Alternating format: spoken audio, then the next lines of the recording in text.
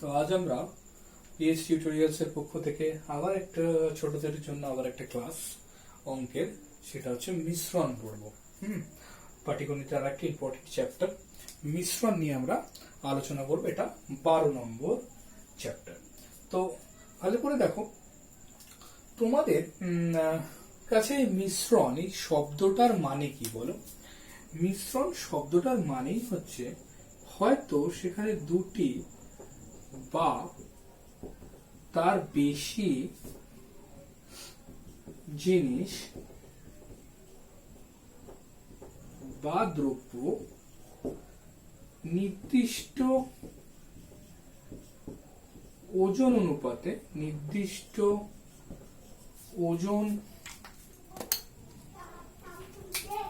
অনুপাতে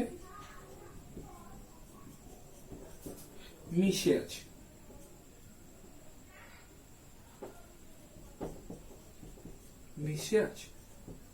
এটাকে মিশ্রণ বলছে, মানে মিশ্র পদার্থ। যেমন তাহলে আমরা কি শিখলাম? মিশ্রণ এই শব্দটা থেকে আমরা জানতে পারছি যে কোনো এমন একটা জিনিস যেখানের মধ্যে দুটো বা তার বেশি পদার্থ নির্দিষ্ট ওজন অনুপাতে মিশে আছে। তাহলে এখানে কোন কথাগুলোর উপর আমি বেশি জোর দেবো? প্রথম কথা, যে এমন একটা কিছু, এটা ধরো একটা মিশ্রিত পদার্থ, এখানের মধ্যে ধরো আমি পিতল এরকম একটা পদার্থ নিলাম, তাহলে এখানে কি থাকবে বলো? তামা দস্তা। কেমন? তাহলে এই তামার দস্তা, এদের দুটো পদার্থ এর মধ্যে মিশে পিতলটা তৈরি করছে। এবার তামার দস্তা যে মিশে আছে, তাহলে তারা তো একটা নির্দিষ্ট ওজনে মিশে আছে। অর্থাৎ এখান থেকে কি জানলাম? এই মিশে থাকার একটা নির্দিষ্ট অনুপাত হবে। যেমন ধরো, যদি তোমাকে বলা হলো যে 10 কেজি তামা ও 5 কেজি দস্তা এইভাবে মেশানো হচ্ছে, 10 কেজি তামার সাথে 5 কেজি দস্তা মিশিয়ে একটা মিশ্রণ তৈরি করা হলো। তাহলে মোট মিশ্রণটা কত হলো? 10 প্লাস 5, মোট মিশ্রণটা 15 কেজি। কিন্তু এই তামার দস্তা এটা কি অনুপাতে মিশে থাকলো? 10, মানে তামাটাকে যদি আগে লিখি *5, এটা হলো তামা *5, সরি, এটা হলো দস্তা। তাহলে অনুপাতটা কি দাঁড়ালো? দেখো, 5 দিয়ে যদি কাটি, এটা হয়ে গেল 2, এটা হয়ে গেল 1, তাই তো? তাহলে আমি বলতে পারি না যে তামার দস্তাটা 2:1 অনুপাতে মেশানো আছে। ক্লিয়ার? তাহলে আবারও আমরা স্টার্টিং থেকে বলি, মিশ্রণ হচ্ছে এমন একটা জিনিস যেখানে দুই বা তার বেশি পদার্থ নিয়ে একটা নির্দিষ্ট ওজন অনুপাতে তার মধ্যে মিশে আছে। ওকে, তো এইবার এই মিশ্রণের অঙ্ক করতে গেলে আমার স্টেপস গুলো বা আমাদের কি কি জিনিসগুলো দরকার। দেখো, মিশ্রণের অঙ্ক করতে গেলে কি কি জিনিস আগে থাকবে? মিশ্রণ অঙ্ক করতে গেলে প্রথমেই থাকবে মোট পরিমাণ। মোট মিশ্রণের পরিমাণটা দেওয়া থাকতে পারে, মানে কি কি ফ্যাক্টর, কোন কোন জিনিসগুলো আমরা মিশ্রণে দেখব, মোট মিশ্রণের পরিমাণটা দেওয়া থাকতে পারে। ওকে, এবার মিশ্রিত পদার্থের অনুপাত দেওয়া থাকবে। যেমন আমি তামা আর দস্তার অনুপাতটা ওখানে বার করলাম। ওকে, সেই অনুপাত থেকে আমাকে অ্যাপ্লাই করতে হবে আনুপাতিক ভাগার, যেটা আমরা ক্লাস 7-এ পড়েছি। আনুপাতিক ভাগার মানে অনুপাত থেকে কতটা ভাগে সে থাকবে সেটা আমাকে বার করা। মানে সহজ কথায় অনুপাতটাকে ভগ্নাংশের ভাগে বিচার করা। কিভাবে বিচার করব? ধরো আমার একটা অনুপাত দিল 3:2, A:B লেখা হলো আমার 3:2। তাহলে আমি বলতে পারি এর আনুপাতিক ভাগার কিভাবে বার করতে হয়? আনুপাতিক ভাগার আমরা শিখেছিলাম, বলো। এর জন্য কোনটা? 3, আর নিচে কি হয়? তাদের যোগফল হয়, পুরো অনুপাত যেটা থাকে। তাহলে 3/5 এটা এর আনুপাতিক ভাগার। একই রকম ভাবে তাহলে বি এর আনুপাতিক ভাগার কত হবে বলো? 2/5 এটা বি এর আনুপাতিক ভাগার, তার কারণ বি এর জন্য কি 2, এ এর জন্য কি 3, আর নিচটা কি সর্বমোটটা বসে। এইভাবে আনুপাতিক ভাগার বার করতে হয়, তো সেটাকে আমাকে এখানে অ্যাপ্লাই করতে হবে। ওকে, এবার এখানে আর একটা তৃতীয় থাকবে, যে যদি পদার্থগুলির যে কোনো একটির পরিমাণ পরিবর্তন হয়, ভালো করে বুঝবেন, পদার্থগুলির যে কোনো একটির পরিমাণ যদি পরিবর্তন হয় তবে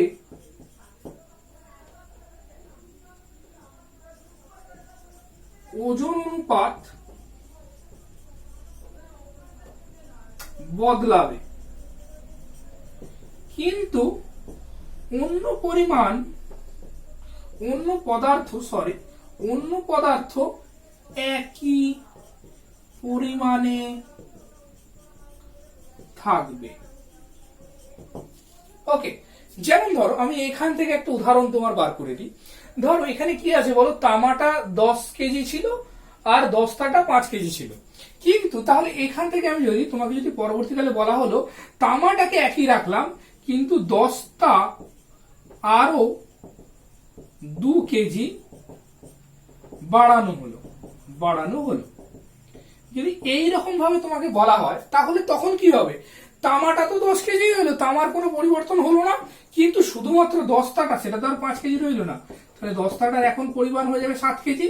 কিন্তু দেখো যে ওজন অনুপাতটা, সেই এখন কিন্তু ওজন অনুপাতটা আর 3:2 রইলো না, 2:1 রইলো না, এখন ওজন অনুপাতটা নতুন ওজন অনুপাত। তাহলে নতুন ওজন অনুপাত হলো, ওজন অনুপাত কি হলো বলো, তামাটা একই আছে অর্থাৎ 10, দস্তাটা 5 ছিল, 2 বাড়লো 7, দেখো ওজন অনুপাতটা বদলে গিয়ে 10:7 হলো, তার মানে ওজন অনুপাতটা 2:1 থেকে বদলে গেল 10:7। তার মানে এবার এখানটা আবারও পড়ো, যদি পদার্থগুলির যে কোনো একটির পরিমাণ পরিবর্তন হয় তবে ওজন অনুপাত বদলাবে, কিন্তু অন্য পদার্থটি একই পরিমাণে থাকবে। দেখো অন্য পদার্থটা একই পরিমাণে আছে, অর্থাৎ তামাটা কিন্তু 10 কেজি আছে, কিন্তু দস্তাটা দেখো 2 যোগ হয়ে 5 কেজি আর 2 যোগ হয়ে 7 কেজি, তার ফলে ওজন অনুপাতটা বদলেছে।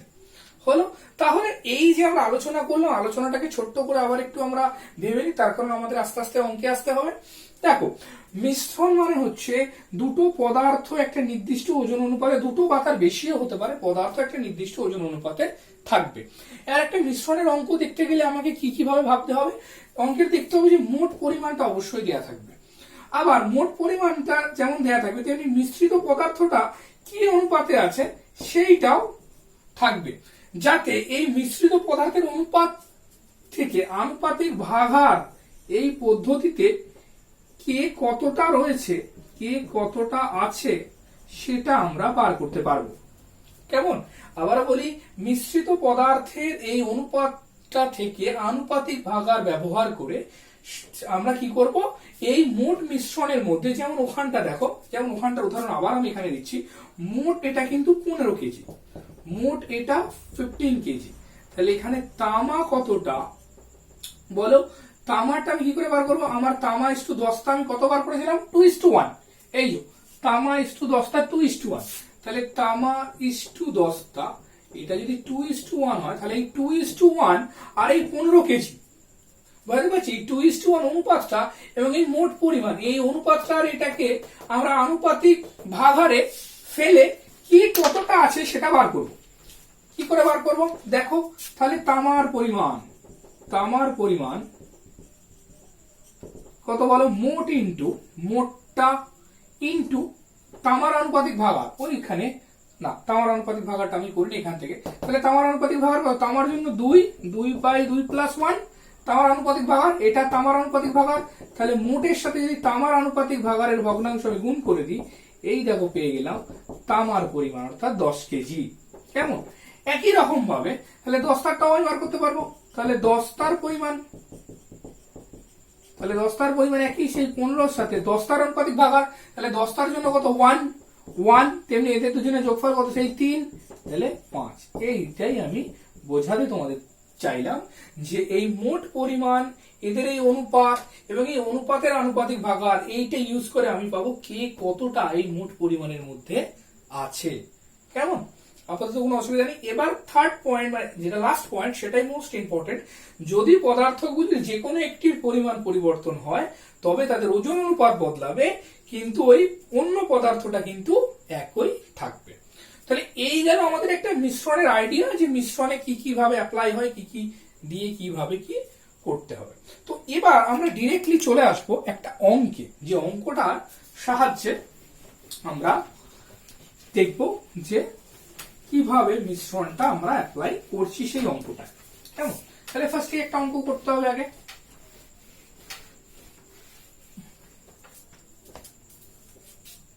চলো আমরা চলে এসেছি একটা মিশ্রণের নতুন অঙ্ক নিয়ে, যার ফলে আমরা মিশ্রণটা কি করে অঙ্কে অ্যাপ্লাই করতে হবে সেটা আমরা দেখব। তো দেখো, প্রথমেই অ্যাপ্লাই করার আগে তুমি দেখতে পাচ্ছ, মানে তোমরা দেখতে পাচ্ছ যে অঙ্কটার উপর অনেক আমি লাল মার্কারের দাগ দিয়েছি। তার কারণটা একটু বুঝবো।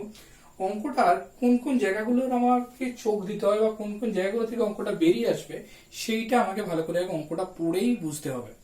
তো দেখো, ফার্স্টে এখানে বলা আছে আসাম চা ও দার্জিলিং চায়ের মিশ্রণের ওজন অনুপাত 2:3।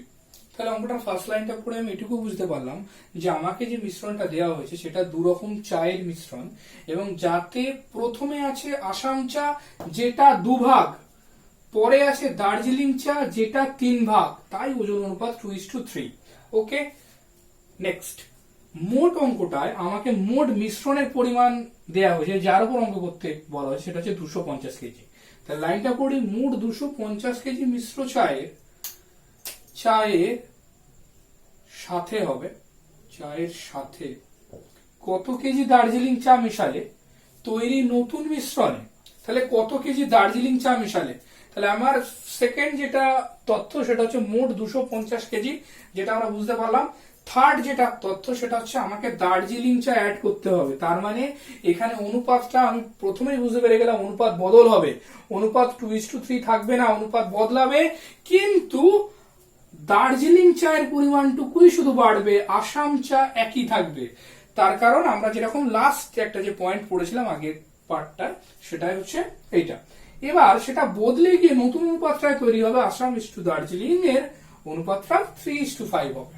ওকে, তাহলে এই হলো আমাদের অঙ্ক। তাহলে বেসিক ডেটা কোন কোন জায়গাগুলোকে আমাকে মার্ক করতে হয় বুঝলাম। দুরকম চা, আসামটা 2 ভাগ, দার্জিলিংটা 3 ভাগ, তার ফলে অনুপাত 3:3।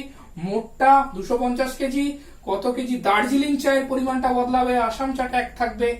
বদলাবে মানে আমি বুঝে পেরে গেলাম যে এই অনুপাতটা 2:3 থাকবে না, এটা নিশ্চয়ই বদলাবে, এবং বদলানোর অনুপাতটা হবে 3:2। আমাকে জানতে চেয়েছে তাহলে কত কেজির জন্য সেই অনুপাতটা বদলাচ্ছে। কেমন? তাহলে এবার আমি স্টেপস অনুযায়ী আমি অঙ্কগুলোকে করতে থাকি। ফার্স্ট স্টেপস কি আছে বলো? ফার্স্ট স্টেপসই আছে মোট মিশ্রণটাকে আগে লিখতে হবে। লেখো, মোট মিশ্র চা সমান সমান 250 কেজি। ফার্স্ট এটা হলো। দ্বিতীয় স্টেপ দেখো, মিশ্রিত পদার্থের ওজন অনুপাত। মিশ্রিত পদার্থের ওজন অনুপাত লিখে, মিশ্রিত পদার্থ কি? আসাম চা ইস্টু দার্জিলিং চা, ওজন অনুপাত কত বলো?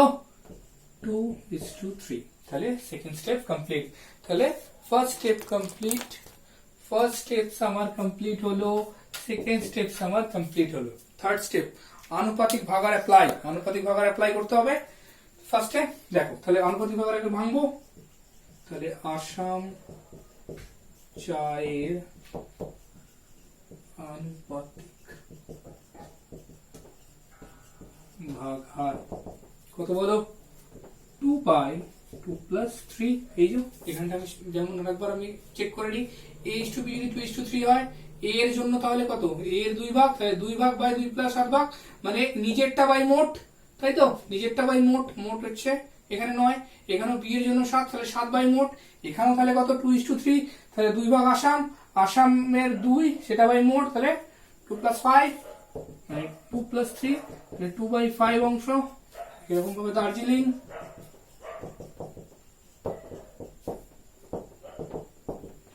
দার্জিলিং এর 3, তাহলে 3/5। ক্লিয়ার তো? 2/5 ক্লাস 7 এর 2/5, 3/5 আনুপাতিক ভাগার বেরোলো। এবার আনুপাতিক ভাগাটা অ্যাপ্লাই করতে হবে। তাহলে আসাম চা, আসাম চায়ের পরিমাণ। আচ্ছা, আসাম চায়ের পরিমাণ কেমন করে আমরা আগের থেকেই শিখেছি, মোটের সাথে যেটা বার করব তার আনুপাতিক ভাগ আর গুণ করব।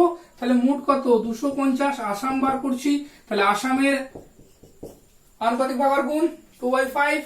একই রকম ভাবে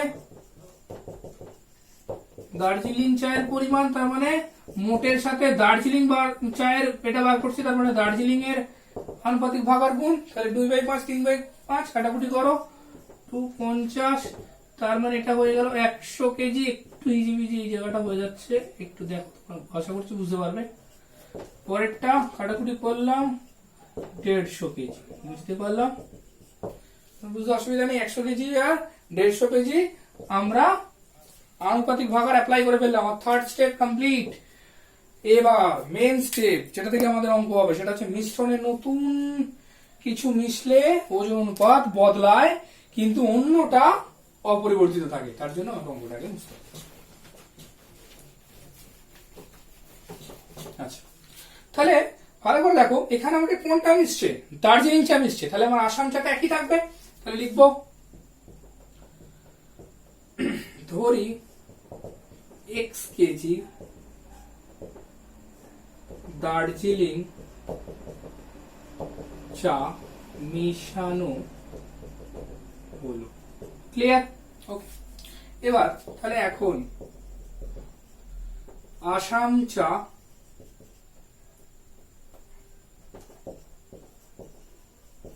ওই থাকে, তোমরা এরকম ভাবে লিখতে পারো, সমান সমান কত ছিল বলো, 100 কেজি, এভাবে লিখতে পারো, ব্র্যাকেট ক্লোজ। কিন্তু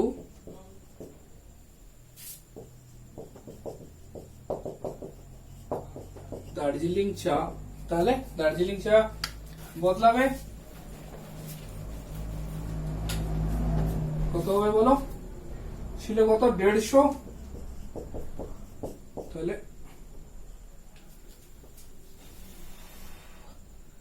150 দেখতে পাচ্ছ, 150 প্লাস x এত কেজি। ওকে, তাহলে এবার শর্ত অনুসারে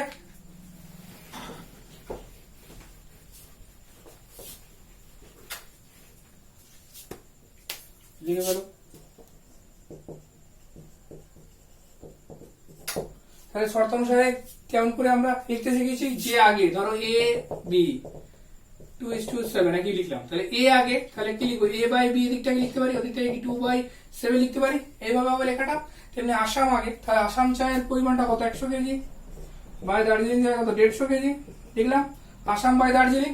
তাহলে অনুপাতটা, নতুন অনুপাতটা কত বলো, 3:5, তার মানে 3/5। ক্লিয়ার? করো, কাটাকুটি করো। দেখো এখানের সাথে এখানে গুণ হলো, বজ্র গুণন 500, এদিকে গুণ করো, এদিকে একটা লাইন করেই দিই, 150 প্লাস x, তাহলে বলো 3 ইন্টু এটা 450 ইন্টু 3x, এখানে 500। ওকে, তাহলে 3x কত হবে বলো, 500 মাইনাস 450, 500 মাইনাস 450। তাহলে পরের লাইনে করি, এখানটায় করি, তাহলে x ইকুয়াল টু 50/3, তাহলে x ইকুয়াল টু 16.23। ওকে, তাহলে x ইকুয়াল টু 16.23 মানে কি লিখতে হবে আমাকে, উত্তর কি বেরোলো, x কেজি দার্জিলিং চা, তার মানে x কত বেরোলো 16.23, তাহলে আমার উত্তর হবে 16.23 কেজি দার্জিলিং চা মিশাতে হবে। এই হলো আমাদের মিশ্রণের একটা সহজ অঙ্ক। এইভাবে স্টেপ বাই স্টেপ আমরা মিশ্রণ শিখলাম। ওকে।